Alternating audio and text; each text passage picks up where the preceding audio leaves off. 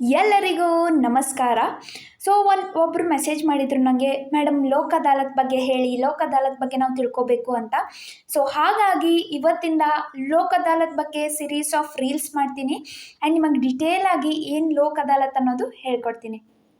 ಈಗ ನೋಡ್ರಿ, ಲೋಕ್ ಅದಾಲತ್ ಅನ್ನೋದು ಏನಂತ ನಾವು ತಿಳ್ಕೊಬೇಕಾಗತ್ತೆ. ಈಗ ADRS ಮೆಕ್ಯಾನಿಸಮ್ ಅಂದ್ರೇನು? ಆರ್ಬಿಟ್ರೇಷನ್, ಮಿಡಿಯೇಷನ್, ಆಮೇಲೆ ಕನ್ಸಿಲೇಷನ್, ಇವೆಲ್ಲ ADRS mechanism. Alternative dispute resolution mechanisms. ಅದರೊಳಗೆ Lok Adalat is one among them. ಈಗ ಲೋಕ್ ಅದಾಲತ್ ಯಾಕೆ ಮಾಡ್ತಾರೆ, ಲೋಕ್ ಅದಾಲತಿಂದ ಏನು ಅಡ್ವಾಂಟೇಜ್ ಇದೆ ಅಂತ ತಿಳ್ಕೊಳ್ಳೋಣ. ಈಗ ನೋಡಿ, ಲೋಕ್ ಅದಾಲತ್ ಅಂದ್ರೇನು? ಸೆಟಲ್ಮೆಂಟ್ ಮಾಡೋದು, ಸೆಟಲ್ಮೆಂಟ್ ಮಾಡಿ ಕಾಂಪ್ರಮೈಸ್ ಆಗೋದು. ಈಗ ಇದರಿಂದ ಏನು ಅಡ್ವಾಂಟೇಜ್ ಇದೆ? ಒಂದು, ಇಟ್ ಸೇವ್ಸ್ ಅ ಕಾಸ್ಟ್, ದುಡ್ಡು ಉಳಿತಾಯ ಆಗತ್ತೆ. ಒಂದು ರಿಲೇಷನ್ಶಿಪ್ ಈ ಎರಡು ಪಾರ್ಟಿ ನಡು ಏನು ರಿಲೇಷನ್ಶಿಪ್ ಇರುತ್ತೆ ಅದು ಹಾಳಾಗೋದಿಲ್ಲ. ಮತ್ತು ಇನ್ನೊಂದು ಇಂಪಾರ್ಟೆಂಟ್, ಟೈಮ್ ಸೇವ್ ಆಗುತ್ತೆ. ಇದು ಎಷ್ಟು ಬೇಗ ಲೋಕ್ ಅದಾಲತ್ ಒಳಗೆ 1 ಡೇ ಒಳಗೆ ಕೇಸ್ ರೆಸೊಲ್ಯೂಷನ್ ಆಗುತ್ತೆ. ಈ ವರ್ಷಾನುಗಟ್ಲೆ ಹೋಗೋ ಕೇಸಸ್ ಎಲ್ಲ 1 ದಿನ ಒಳಗೆ ಮುಗಿಸ್ಬಿಡ್ತಾರೆ.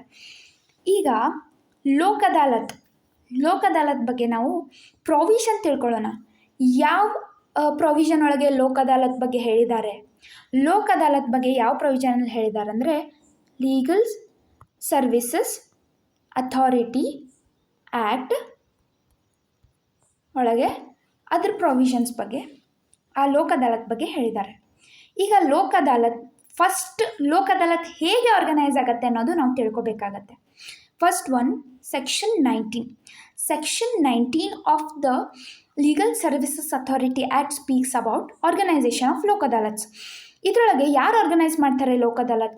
ಫಸ್ಟ್, ಇದರೊಳಗೆ ಸ್ಟೇಟ್ ಅಥಾರಿಟಿ ಇರ್ಬೋದು, ಡಿಸ್ಟ್ರಿಕ್ಟ್ ಅಥಾರಿಟಿ ಇರ್ಬೋದು, Supreme Court legal services committee ಇರ್ಬೋದು, ಅಥವಾ ಹೈಕೋರ್ಟ್ ಲೀಗಲ್ ಸರ್ವಿಸಸ್ ಕಮಿಟಿ ಇರ್ಬೋದು, or taluk legal services committee ಇರ್ಬೋದು. ಈಗ ಇವ್ರೇನು ಮಾಡ್ತಾರೆ? ದೇ ಆರ್ಗನೈಸ್, ಲೋಕ್ ಅದಾಲತನ್ನು ಆರ್ಗನೈಸ್ ಮಾಡ್ತಾರೆ. ಟೈಮ್ ಟು ಟೈಮ್ ಆರ್ಗನೈಸ್ ಮಾಡೋದಾಗಲಿ, ಯಾವ ಜಾಗ ಆಗಲಿ ಎಲ್ಲ ಡಿಸೈಡ್ ಮಾಡೋದು ಇವರು ಆಗತ್ತೆ. ಈಗ ಇದ್ರ ಕಂಪೋಸಿಷನ್ ಅಂದರೆ, ಈ ಲೋಕ್ ಅದಾಲತ್ ಒಳಗೆ ಯಾರ್ಯಾರು ಇರ್ತಾರೆ ಅನ್ನೋದು ನಾವು ತಿಳ್ಕೊಬೇಕಾಗತ್ತೆ. ದಟ್ ಈಸ್ ನಾಟ್ ಪಾರ್ಟಿ, ಯಾರು ಡಿಸೈಡ್ ಮಾಡ್ತಾರೆ, ಜಡ್ಜ್ ಆಗಿ ಯಾರು ಇರ್ತಾರೆ ಅನ್ನೋದು ಅದು ತಿಳ್ಕೊಬೇಕು. ಇದ್ರೊಳಗೆ ಮೆಂಬರ್ಸ್ ಯಾರ್ಯಾರು ಅಂದರೆ, ಒಬ್ಬರು serving or retired judicial officer ಇರ್ತಾರೆ and other members other persons ಇರ್ತಾರೆ. ಈ ಅದರ್ ಪರ್ಸನ್ಸ್ ಅಂದರೆ ಯಾರು? ಅದು ಯಾರೂ ಆಗಿರ್ಬೋದು. ಅದನ್ನು ಡಿಸೈಡ್ ಮಾಡೋರು ಯಾರು? ಈ 5 ಜನ ನಾನು ಏನು ಹೇಳಿದೆ ಇವರು ಡಿಸೈಡ್ ಮಾಡ್ತಾರೆ. ಇದು ಯಾವ ಏರಿಯಾ ಅಂದರೆ ಸೋಷಲ್ ವರ್ಕರ್ ಆಗಿರ್ಬೋದು ಅಥವಾ ಡಾಕ್ಟರ್ ಆಗಿರ್ಬೋದು. ಅವರು ಕೇಸ್ ಪ್ರಕಾರ ಡಿಸೈಡ್ ಮಾಡ್ತಾರೆ. ದೀಸ್ 5 ಮೆಂಬರ್ಸ್, ಈ ಸ್ಟಾರ್ಟಿಂಗ್ 5 ಮೆಂಬರ್ಸ್ ಇವ್ರು ಡಿಸೈಡ್ ಮಾಡ್ತಾರೆ. ನೆಕ್ಸ್ಟ್, ಇವ್ರ ಎಕ್ಸ್ಪೀರಿಯನ್ಸ್ ಮತ್ತು ಕ್ವಾಲಿಫಿಕೇಷನ್, ಈ ಏನು ಅದರ್ ಮೆಂಬರ್ಸ್ದು ಎಕ್ಸ್ಪೀರಿಯನ್ಸ್ ಕ್ವಾಲಿಫಿಕೇಷನ್ ಯಾರು ಡಿಸೈಡ್ ಮಾಡೋದಂದರೆ, ಈಗ ಸುಪ್ರೀಂ ಕೋರ್ಟ್ ಲೀಗಲ್ ಸರ್ವಿಸಸ್ ಕಮಿಟಿನವರು ಲೋಕ್ ಅದಾಲತ್ ಕಂಡಕ್ಟ್ ಮಾಡ್ತಾಯಿದ್ರೆ ಅವರು ಸೆಂಟ್ರಲ್ ಗೌರ್ಮೆಂಟ್ನವ್ರು ಡಿಸೈಡ್ ಮಾಡ್ತಾರೆ. ಅವ್ರು ಯಾರು ಸೆಂಟ್ರಲ್ ಗೌರ್ಮೆಂಟ್ ಕನ್ಸಲ್ಟೇಷನ್ ಯಾರು ತೊಗೊಳ್ತಾರಂದರೆ CJI, that is chief justice of India, ಅವ್ರದ್ದು ಕನ್ಸಲ್ಟೇಷನ್ ತೊಗೊಳ್ತಾರೆ. ಈಗ ಈ ಸುಪ್ರೀಂ ಕೋರ್ಟ್ನವ್ರು ಬಿಟ್ಟು ಈ ಬೇರೆ ಯಾವ ಕಮಿಟಿನವರು ಲೋಕ್ ಅದಾಲತನ್ನು ಕಂಡಕ್ಟ್ ಮಾಡಿದರೆ ಇವರು ಸ್ಟೇಟ್ ಗೌರ್ಮೆಂಟ್ನವರು ಅದನ್ನು ಡಿಸೈಡ್ ಮಾಡೋದು in consultation of chief justice of High Court. ಆ ರೆಸ್ಪೆಕ್ಟಿವ್ ಸ್ಟೇಟ್ನವ್ರು ಚೀಫ್ ಜಸ್ಟಿಸ್ ಕನ್ಸಲ್ಟೇಷನನ್ನು ತಗೊಳ್ತಾರೆ. ಈಗ ಇದ್ರ ಜ್ಯೂರಿಸ್ಡಿಕ್ಷನನ್ನು ತಿಳ್ಕೊಳ್ಳೋಣ. ಜ್ಯೂರಿಸ್ಡಿಕ್ಷನ್ ಅಂದ್ರೇನು? ಈಗ ಲೋಕ್ ಅದಾಲತ್ ಹೌದು ಕಂಡಕ್ಟ್ ಮಾಡ್ತಾರೆ, ಬಟ್ ಯಾವ ಥರ ಕೇಸಸ್ ಬರುತ್ತೆ ಅದು ತಿಳ್ಕೊಬೇಕಾಗತ್ತಲ್ಲ. ಈಗ ನೋಡಿರಿ, ಫಸ್ಟ್ ಬಂದುಬಿಟ್ಟು ಎನಿ ಪೆಂಡಿಂಗ್ ಅಂದರೆ, ಈಗ ನೋಡಿರಿ 12 ವರ್ಷ ಆಗಿರುತ್ತೆ, 10 ವರ್ಷ ಆಗಿರುತ್ತೆ, ಕೇಸ್ ನಡೀತಾನೆ ಇರುತ್ತೆ.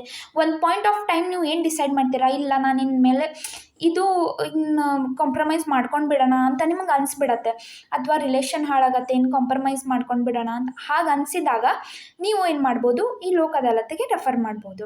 ಇನ್ನು ಪ್ರೀ ಲಿಟಿಗೇಷನ್ ಸ್ಟೇಜ್ ಅಂದರೆ, ಲಿಟಿಗೇಷನ್ ಅಂದ್ರೇನು? ಕೇಸ್ ಹಾಕೋದು.